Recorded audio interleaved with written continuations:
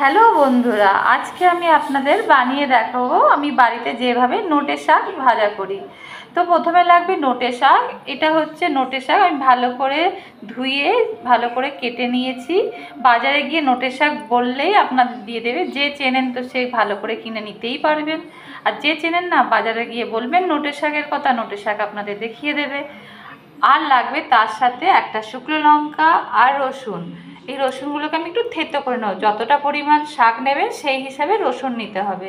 তো আমি এখানে আটি হিসাবে বিক্রি হয়, তো একটা আটি ছিল, সেই আটি হিসাবেই আমার এতটা রসুন লাগবে। সাথে লাগবে আন্দাজ মতো নুন আর অল্প একটুখানি হলুদ, আর লাগবে সর্ষের তেল। এদিকে আমি গ্যাসটা অন করে দিয়েছি, কড়াইটাও বসিয়ে দিয়েছি। এখানে আমি তেল দেব, সর্ষের তেল।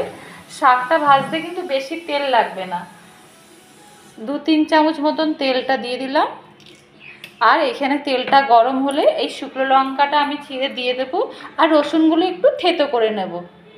এদিকে সর্ষের তেলটা আমার গরম হয়ে গেছে। এরকম লঙ্কাটা আমি ছিঁড়ে 2 টুকরো করে দিয়ে একটু লঙ্কাটা তেলে দিয়ে দিলাম।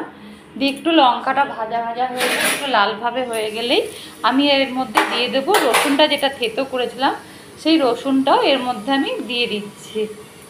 একটু রসুনটা এরকম একটু ভাজা ভাজা হবে, একটু হালকা লালচে ভাব হবে রসুনটা। দেখুন লালচে ভাব হয়েও গেছে কিন্তু। এবার এর মধ্যেই শাকটা আমি দিয়ে দেবো। শাকটা দিয়ে নাড়তে হবে। এখনই আমি এর মধ্যে দিয়ে দেবো হচ্ছে আন্দাজ মতো নুন আর হলুদ। নুন হলুদটাও এর মধ্যে আমি দিয়ে দিলাম। দিয়ে শাকটাকে কিন্তু ভাজা ভাজা করে ভেজে নিতে হবে। দেখবেন ভাজতে ভাজতে শাকটা কিন্তু একদম অল্প হয়ে গেছে। এর মধ্যে কিন্তু মিষ্টিটা কিন্তু একদম চলবে না এই শাকে। এইভাবে নাড়তে নাড়তে একদম কমে আসবে। দেখুন শাকটা কিন্তু ভেজে একদম কমে গেছে। এইভাবে নাড়তে নাড়তে যখন ভাজা ভাজা হয়ে যাবে নাবিয়ে নেবেন। আমার কিন্তু শাকটা একদম ভাজা হয়ে গেছে, এবার আমি নাবিয়ে ফেলছি। দেখুন তাহলে শাক ভাজাটা কিন্তু একদম তৈরি হয়ে গেছে। গরম গরম ভাত দিয়ে শুকনো ভাতে মেখে খেতে কিন্তু খুব ভালো লাগে।